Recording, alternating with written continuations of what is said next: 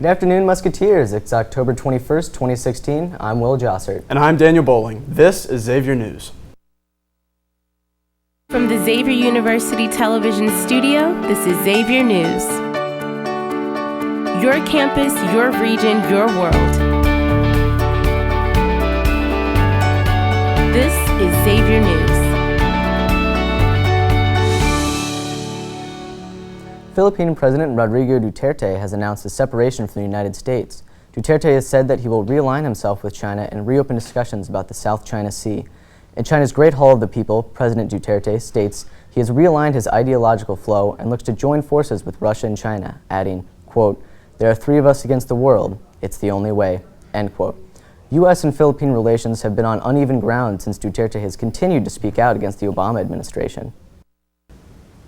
Fighting in the Middle East continues with an announcement from Kurdish Peshmerga and Iraqi forces. The two groups have launched a large-scale offensive on and around the city of Mosul, Iraq, to oust fighters from the Islamic State. Mosul is the last major ISIS stronghold in Iraq and was the last known reported location of IS leader Abu Bakr al-Baghdadi, though some U.S. military officials believe much of IS leadership has already abandoned the city. Speculations assume 1.5 million citizens are unable to leave Mosul because of IS forces. Progress may be slow as IS fighters have warned of the use of chemical weapons on the liberating forces. After all the fighting in the region, we can only hope for peace and stability. Detroit is in the process of building a neighborhood of tiny 250 to 400 square foot homes for the homeless and other low-income groups. Headed by Cass Community Social Services, the project's first home was built in September and 6 more are expected by the end of the year. The low-income housing is the first of its kind in Detroit as they are rent-to-own residences. The goal is to provide an opportunity for impoverished families to eventually own a home to pass down to their children. The voting polls are looming closer as ever as the third and final presidential debate concluded this past Wednesday. Both Trump and Clinton echoed claims from past debates, but this final debate included more personal attacks against one another. There was plenty of interrupting, calls for fact-checking, and claims of the other being unfit for the presidency. Polls are open now for early voting in Ohio and are open until Election Day on November 8th, so head to the polls to have a say in our nation's future. Rick Swenson from Minnesota has set the unofficial world record for pumpkin paddling. Swenson was accompanied by 2 boats of family and friends for safety. Swenson set out thinking he only had to paddle his giant pumpkin 8 miles, but a few hours later he had paddled his way from Grand Forks, North Dakota to Oslo, Minnesota, totaling an astounding 25 miles, breaking the unofficial record for pumpkin paddling. Swenson grows giant pumpkins and has grown his own vessel to a whopping 1,086 pounds. Swenson hopes this is a record people can smile about. Earlier this week, a scary scene erupted at the University of Cincinnati when the campus was placed on lockdown after reports of an active shooter. Just after 8 p.m. on Monday, all students and faculty received a safety alert that a shot had been fired outside of a residence hall.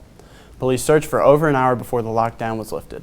Although no suspect was found, it appeared to be an isolated incident, and luckily nobody was injured.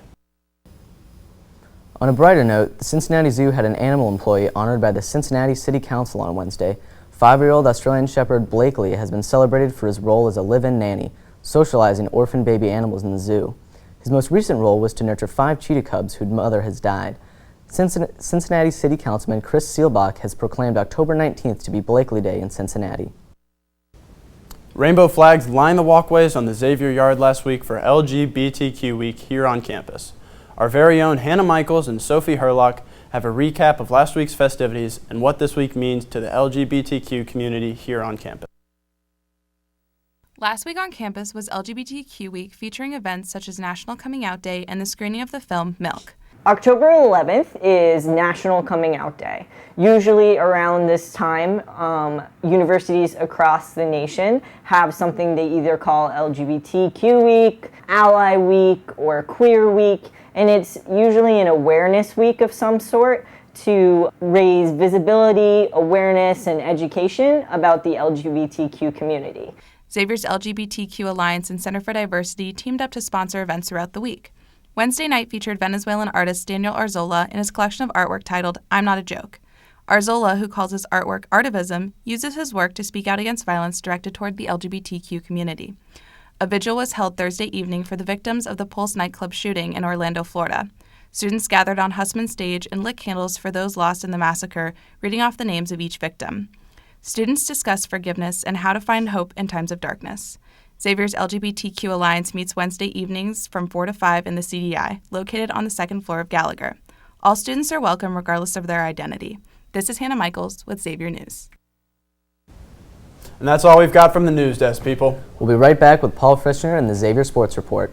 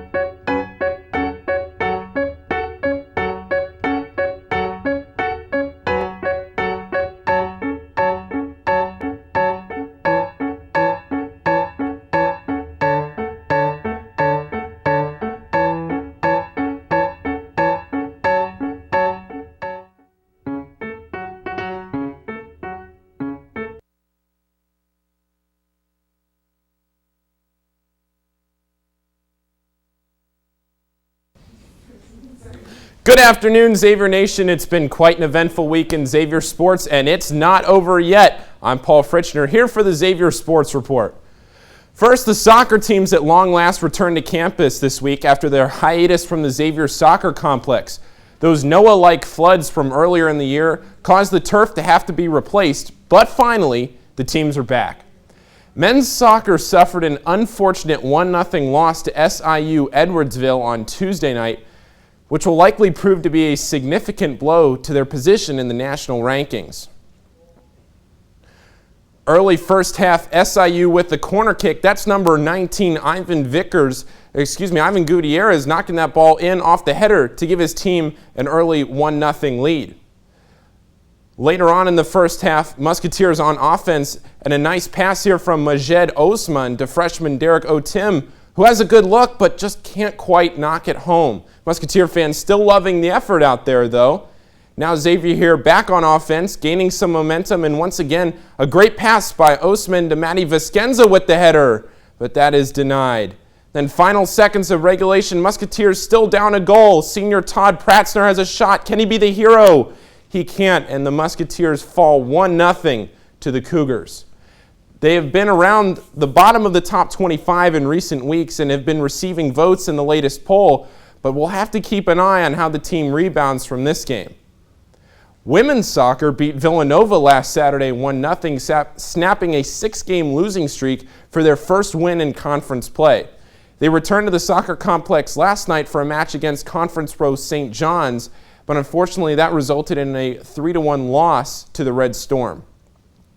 There was nothing wrong with the Cintas Center, but the volleyball team played their first 15 matches away from home just because of how their schedule worked out. Now they're in the midst of a 5-match homestand. And a mainstay on the Xavier Sports Report, senior Abby Bessler posted 18 kills in the Musketeers' 4-set win over St. John's last night. Xavier's next match is against the Seton Hall Pirates in just about 15 minutes. Basketball is imminent, folks. Musketeer Madness is tomorrow night, and the season is just about 2 weeks away. The annual Fan Fest will take place at 6 o'clock on Saturday night. Storylines to look for. Does J.P. Makura repeat as dunk contest champion? Will Coach Mack have a calm intro like he claims? Or is he just bluffing for a magnificent entrance? One other note about men's basketball. Forward Kaiser Gates actually just underwent knee surgery yesterday, and he is expected to be back with the team in just about 1 month's time, assuming all goes well. It's now time for Frischner's Friday Fun Fact, where I tell you something you may or may not find fun, but I can assure you this is a fact. This one comes courtesy of History.com, and with the World Series starting Tuesday, I thought it was appropriate. Today, the winning team gets the Commissioner's Trophy for the World Series, and each team is given a ring. In the early part of the 20th century, however, winning players on the World Series team received pocket watches or medallions as tokens of their team's appreciation. The 1922 New York Giants became the first team to issue rings as a reward for the championship, but it didn't become a league-wide custom until 1926. For everyone here at Xavier News, thanks for tuning in, and have a great weekend. As always, let's go X.